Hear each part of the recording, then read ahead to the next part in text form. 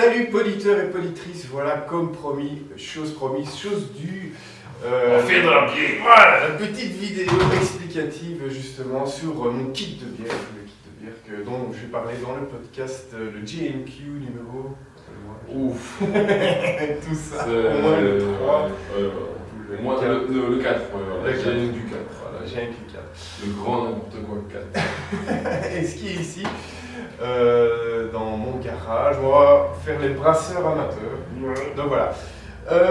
J'ai reçu mon petit kit de bière. Voilà, dans le kit, qu'est-ce qu'on reçoit? Eh bien, on reçoit donc 2 cuves qui sont 2 seaux de 30 litres. Voilà. De la marque. Oui, qui sont un peu ça. De la marque. C'est quoi cette marque encore? Ouais. C'est la marque Brou Firm. Alors, il y a plein de marques, mais ça, c'est une marque belge. Donc, c'est pour ça que je suis plus tourné vers cette marque-là. Oui, parce que je vire comme tambour après. Voilà. Quand vous avez bu trop de bière, vous pouvez vomir dedans. Aussi. Dit en passant. Donc, voilà. Alors, il y a les deux pots, enfin, les 2 couvercles sont différents. Donc, il y a un couvercle avec un trou et un couvercle sans trou, bien sûr. Alors, qu'est-ce qu'on trouve dans le pot? Alors, en premier, je vais sortir, c'est les instructions. Les instructions qui sont très très utiles à lire très attentivement parce que c'est quand même de la chimie qu'on va faire un petit peu, donc c'est assez précis. Et si vous voulez une bonne bière, il faut lire. Il faut lire, voilà. Alors, on a une petite palette. Pour les mouches. Entre autres, parce que ça va donner un petit goût à la bière. Donc pour mélanger, voilà, la mouche, la bière à la mouche. Donc pour mélanger le sucre qu'on va incorporer dans la 6e étape de notre confection de bière. On a un petit sachet ici avec plein de petits ustensiles. Donc on a... Je montre les objets à la caméra. Hein. Voilà. C'est une tapette à mouche. Ce qui s'appelle c'est un hydromètre à bière à 2G. En fait, c'est pour mesurer la densité de la bière. Parce qu'il faut qu'elle ait une certaine densité. Si elle est trop molle, eh ben, ça n'ira pas pour la gasification de la bière. Ça va jamais quand elle est trop molle de toute façon. Voilà. Alors ça aussi, hein, c'est pour...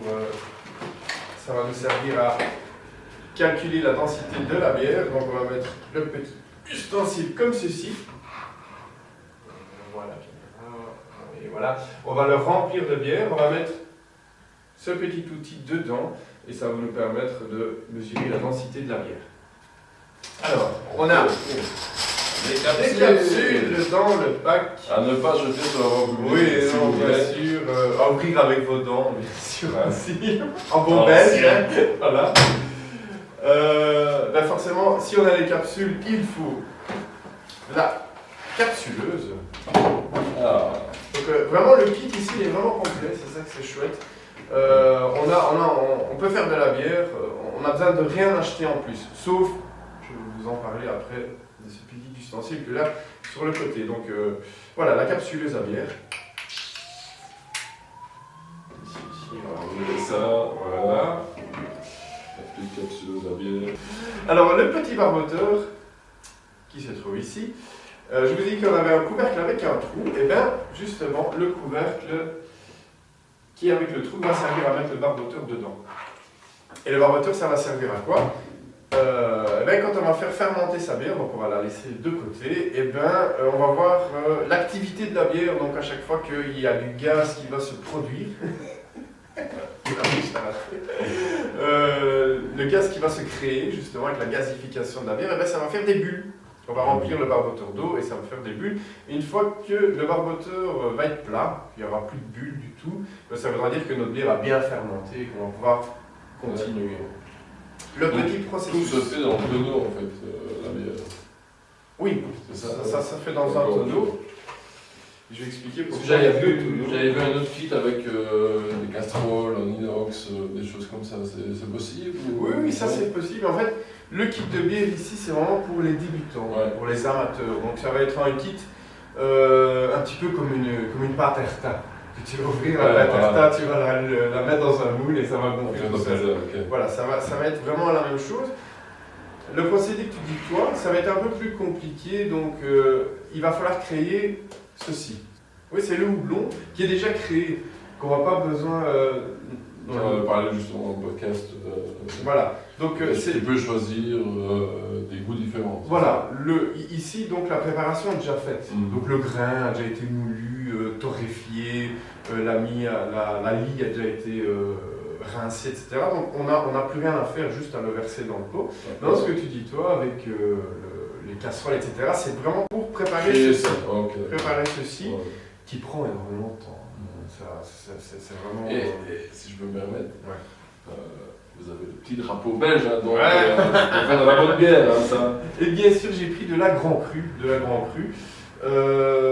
Avec ceci, on va faire 9 litres de bière. Ah ouais, de bière qui va être pas mal. Et normalement, elle va faire 8 degrés. Donc, c'est vraiment correct, ça va être une bonne... 8 degrés de volume dans le pot. Voilà.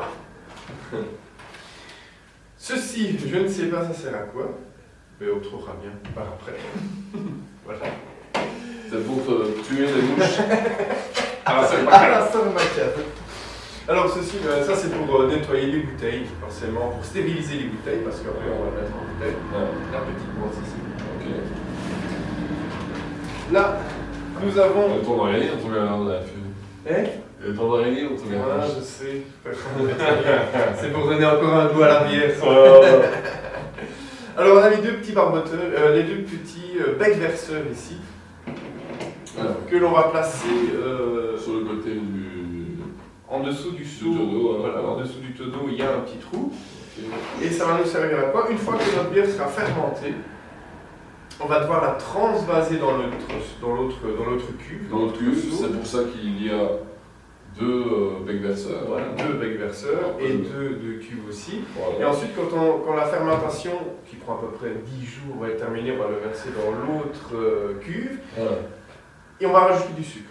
On va rajouter du sucre dans la préparation. Et à ce moment-là, moi je ne vais pas le faire cette fois-ci parce que c'est la première fois que je le fais, mais on pourrait rajouter des fraises, du miel, quelque chose en plus pour donner un goût à la bière. Et ensuite, on va mettre la bière en bouteille. J'ai acheté en plus du kit, donc ça c'est le kit normal que l'on a quand on achète le kit, ça coûte 80 € pour tout ça. 80 €, avec la préparation comme ceci qui coûte 12 € pour 9 litres de bière. Donc une fois qu'on a investi là-dedans, on n'a plus qu'à acheter ceci les fois d'après. Ça coûte entre 9 et 15 € selon les types de bière. Donc on a de la Pils, on a du Grand Cru, on a de l'Ambry, on a tout ce qu'il faut. Moi j'ai acheté en plus ceci. Ceci, ben forcément, c'est pour une fois qu'on a stérilisé nos bouteilles, que j'ai acheté aussi à part, j'ai acheté 40 bouteilles. Petite parenthèse importante, toujours acheter plus de bouteilles, pas juste compter 9 litres, parce que si vous cassez 2 ou 3 bouteilles, vous tombez à bout. Donc voilà, normalement ça prend 30 bouteilles pour tout remplir, moi j'en ai acheté 40, histoire d'avoir une marche.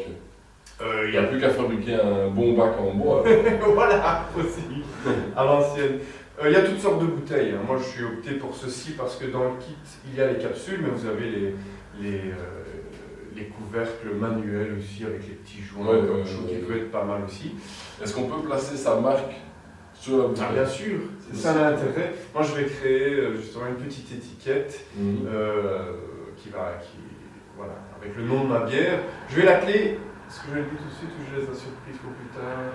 Non, tu peux dire comment tu vas. Alors, je vais l'appeler je ne le sais pas encore et j'ai envie de le savoir. Comme je suis un gros geek et que j'adore Hearthstone, mais je vais l'appeler la succube en fait. Et c'est-à-dire? Et la succube, qu'est-ce que c'est? C'est un personnage de Hearthstone et de World of Warcraft aussi en même temps, qui est un démon féminin. C'est un petit démon féminin comme ça que quand tu l'invoques, elle te suit un petit peu partout. Donc c'est Succube. Succube. Vous viendrez donc à la brasserie Succube. Non, c'est le nom de la marque. C'est la brasserie chez Isma, bien sûr. Ah ouais, c'est okay. Et ça va nous servir à sécher toutes nos bières. On va la mettre comme ceci. Et une fois qu'on aura stérilisé les bières, on va pouvoir les mettre le bec vers le bas, les laisser sécher pour justement notre préparation. Ok. Eh bien, je crois qu'on a fini de présenter le kit. Voilà. Maintenant, c'est parti pour la préparation. Alors, de la succube. De la succube. Donc voilà, avant de commencer la préparation proprement dite, moi je suis hyper distrait. Et comme c'est assez... Comme dans le podcast, hein. Voilà, comme dans le podcast. Pas changer les bonnes choses. Et comme c'est assez précis comme truc et assez méticuleux, ben, moi je conseille de préparer une checklist. Une checklist de ce qu'on a à faire. Donc jusqu'à la fermentation, on va avoir 5 étapes. Donc il faudra laver et stériliser tous les éléments, parce que l'hygiène est très importante. Comme je l'ai expliqué dans le podcast, l'hygiène est très importante. Sinon, vous allez vous chier dessus. Oui, ou alors sinon vous allez boire une bière plate, sans gaz bien, ça. et sans mousse. Comme le coca que je bois pour le moment. Il est un peu plat. Les vieux, c'est normal.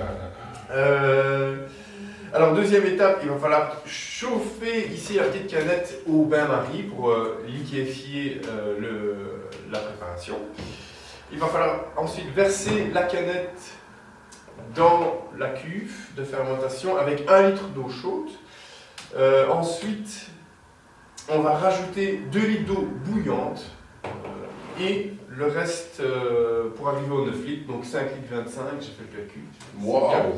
D'eau froide, et ensuite on va laisser refroidir la préparation jusqu'à 20 degrés. Ensuite à 20 degrés, on va diluer la levure dans à peu près 150 ml d'eau à 25 degrés qu'on va rajouter dans la cuve. Et voilà, on va laisser peser, on va laisser fermenter 10 jours après ça.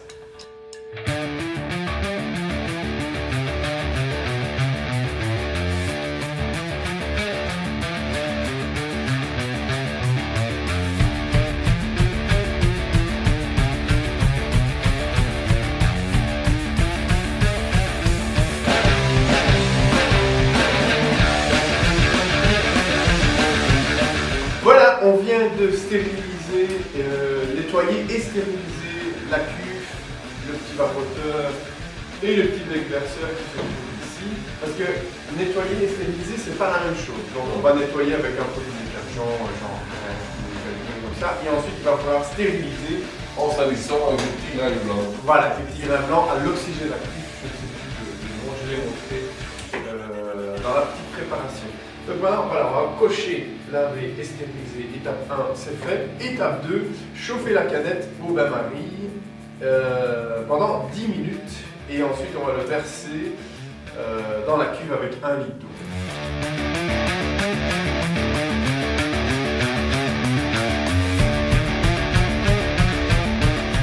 Voilà, on a fait chauffer la petite préparation au bain-marie pendant 10 minutes à peu près. C'est bien liquéfié, donc on va le mettre dans la cuve maintenant.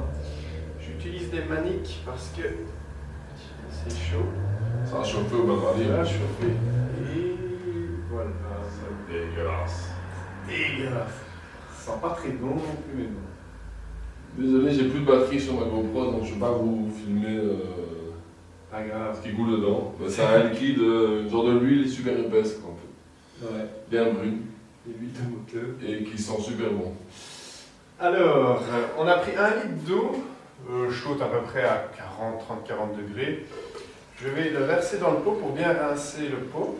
Bien mettre tout ce qu'il y a dedans. Ah ouais, c'est cool, il y a 1 litre pratiquement complet. Touillé avec la touillette à mouche. Une touillette à mouche. En plus, touillette à mouche. Que j'ai stérilisé aussi, soit dit en passant. Hop. Voilà. Ensuite, on va aller chercher les 2 litres d'eau bouillante. Ah ah, l'eau bouillante, attention. Donc ensuite, il faut rajouter 5 litres d'eau froide. Moi j'ai pris une bouteille d'1 litre et 2 bouteilles de 2 litres.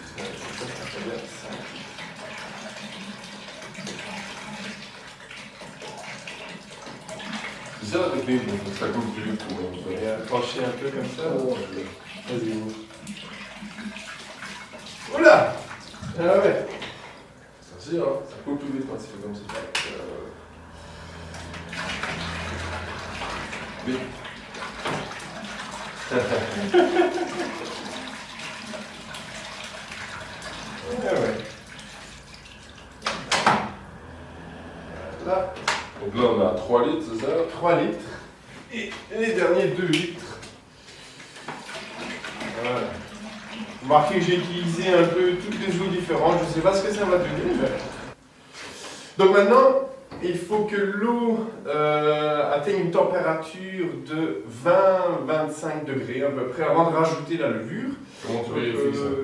J'ai un petit thermomètre, je vais aller chercher mon petit thermomètre. On a tout prévu. Voilà, le thermomètre, j'espère que ça va fonctionner parce que c'est un thermomètre. C'est celui que tu mettais en pépette. Voilà, dans le pet de mon fils, je l'ai stérilisé. Oh, ça donne un petit goût là. Voilà. Donc voilà. Ah voilà, l'eau est à 38,1. 38 là. Donc on a encore le On temps. va attendre 18 degrés donc. Non, 20, allez, 23 degrés. Ah. Je vais mettre ça au-dessus pour éviter que peut-être les mauvaises bactéries tombent dedans. Peut-être, hein. C'est pour ça qu'au magasin, il m'avait conseillé quand même d'acheter un refroidisseur. Donc c'est un refroidisseur que tu mets dans ton liquide et ça refroidit très vite. Ah ouais. Mais bon, ça coûte 77 €. Quand même. Donc je me suis dit, bon, on va attendre que ça refroidisse en priant pour pas qu'il y ait des mauvaises bactéries qui tombent dedans entre temps. Qu'est-ce que ça peut faire tes mauvaises bactéries en fait? Eh ben justement, c'est pour qu'elles soient pétillantes, c'est ça? voilà, en fait, ce qui va faire la gazification de la bière, ce qui va faire la mousse, le gaz qui est à l'intérieur, c'est des bonnes bactéries, enfin les bonnes bactéries, les bactéries dont elle a besoin, les enzymes, etc. Mais les mauvaises bactéries vont manger les bonnes bactéries. Donc ça va empêcher la gazification de la bière, et c'est pour ça qu'on va avoir une bière plate s'il n'y a jamais une petite infection dedans. On On verra bien. En attendant que ça refroidisse, on va passer à l'opération suivante. On va diluer la levure dans ce petit récipient, à peu près 150 ml, dans de l'eau à 20-25 degrés, qu'on va rajouter après dans la cuve. Et en fait, il faut avoir une température de 20-23 degrés pour que la levure se déclenche optimalement. Je ne sais pas si c'est le bon terme. Donc voilà, opération suivante. Voilà ma checklist. Qu'est-ce qu'on n'a rien oublié jusqu'à maintenant? Donc, laver, stériliser, c'est fait. Chauffer la canette au bain-marie, c'est fait. Verser la canette plus 1 litre d'eau chaude, c'est fait. Les 2 litres d'eau bouillante plus les 5 litres d'eau froide, c'est fait. Et ensuite, nous sommes à la dernière opération de cette vidéo. Donc, diluer la levure en 150 ml d'eau, plus ou moins à 25 degrés. Donc voilà, on arrive à la dernière étape de notre petit brassage maison. Alors, j'aurais peut-être dû investir dans le refroidisseur, tout compte fait, parce qu'on a eu le temps j'ai eu le temps de ranger la cuisine. On a eu le temps de faire à manger, de manger. Moi, j'ai rien fait. Il y a des vidéos sur. Il a mangé. J'ai mangé. Il a bien mangé, donc voilà, pour avoir l'eau à cette température, il a quand même bien fallu une bonne heure, je pense. Ouais. Une bonne heure. Facile, une bonne heure, donc le refroidisseur, c'est pas du luxe, parce que j'espère qu'il n'y a pas de bactéries qui sont foutues dedans, sinon on sera mal. On verra bien ça dans 10 jours. Alors, j'ai dissous la levure dans 150 ml d'eau. Levure qu'on trouve dans un petit sachet qui se trouve dans le petit bidon. Dans la canette. Dans la canette, donc c'est collé sur le petit capuchon dessus. Ouais. Voilà, c'est à dissoudre dans l'eau, on laisse reposer 5 minutes. Et puis on va le mettre dans la préparation.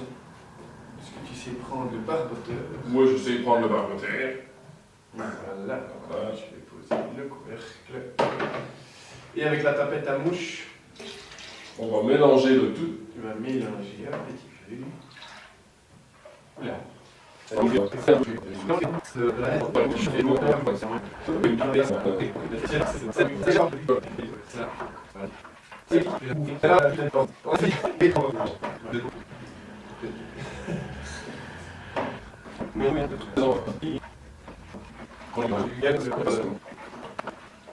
je pense que c'est bon. Alors, nous allons fermer maintenant pour 10 jours. Voilà, hop. Ah, dans 10 jours?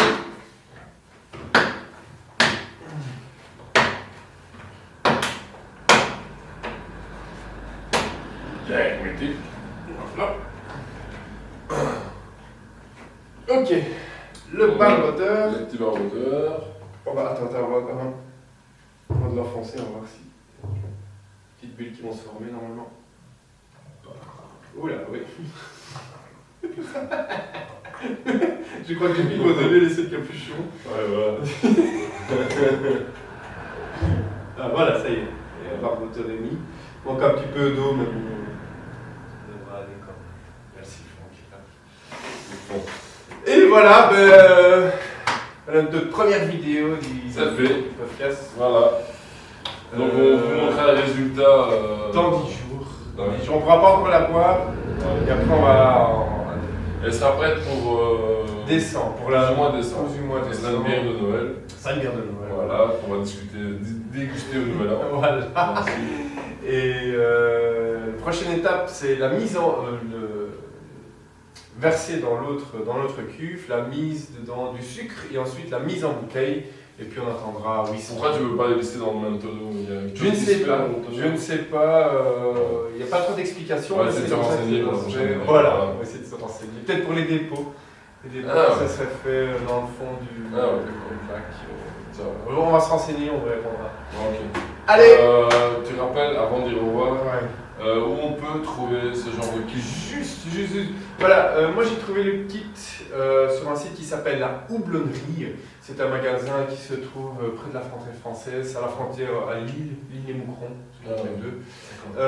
Mais j'ai pas été jusque là, mais vous pouvez tout commander sur internet. Alors ils sont vraiment très complets. Il y a les kits normales. Moi j'ai acheté le kit Deluxe. Alors dans le kit Deluxe, on a la sertisseuse en plus. On a les capsules aussi, je pense. Alors vous trouvez des bouteilles, vous trouvez de la levure, vous trouvez du houblon si vous voulez faire vraiment la bière artisanale. Donc il est vraiment très très complet. C'est très chouette. J'ai téléphoné pour me renseigner. Les gars sont super sympas, toujours prêts à aider. Donc ça s'appelle la Houblonnerie. Et qu'est-ce qu'on peut retrouver aussi dans ton petit livre? C'est là-bas aussi? C'est la Non, ce petit livre-là est très très intéressant. Alors, on en a parlé également dans le podcast. On en a parlé. Ça s'appelle Faire ma bière maison par c'est grec Hugues, c'est un anglais. Alors là, ils vont vous détailler les recettes en fait, c'est ça que je veux dire. Il y a toutes les manières de faire de la bière, donc du kit jusqu'au brassage traditionnel, donc avec la préparation du houblon et tout ce qui s'ensuit, et énormément de recettes de bière différentes. Donc on a de la lager, on a de la pils, on a énormément de recettes à la fin, on a de la Guinness, etc. pour faire sa bière soi-même. Et le site c'est le houblon.be. C'est la houblonnerie. Houblonnerie.be. Voilà. Houblonnerie.be. Je l'afficherai de toute façon dans le coin, juste ici. Voilà. Et après, cliquez dessus et vous trouverez directement le site internet. Le lien, voilà.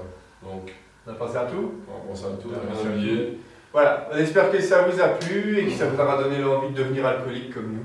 Voilà. Faire ça bonne dégustation. Voilà.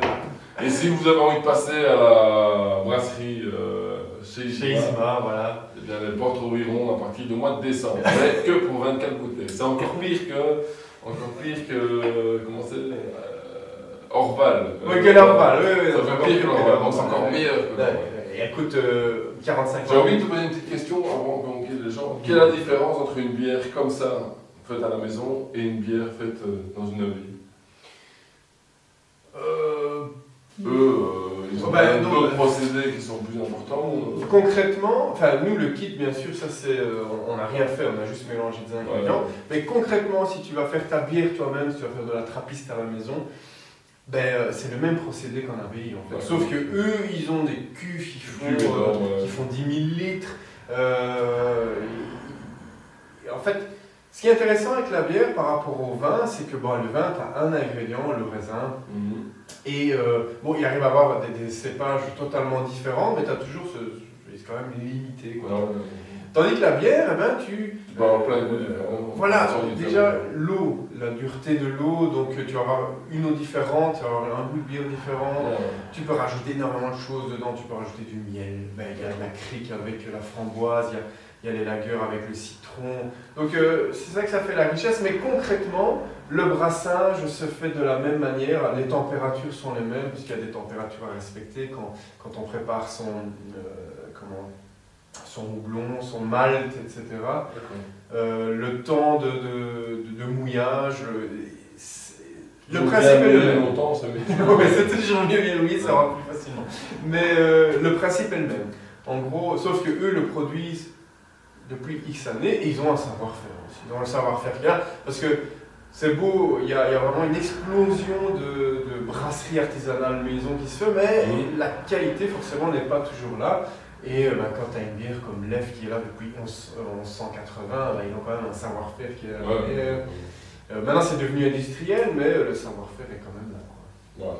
Nous, c'est notre première année, donc on verra. Et premier essai, donc si ça se dit, elle ne moussera pas, mais on n'abandonnera pas, on va recommencer. Voilà. Jusqu'à un moment où on boira notre bière. On n'en buvra plus jusque-là? Non, je crois pas.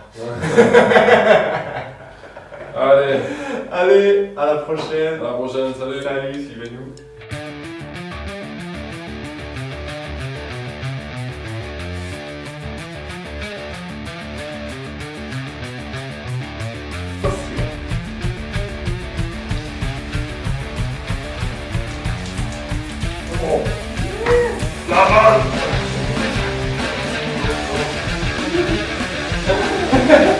Voilà, la petite famille là-bas.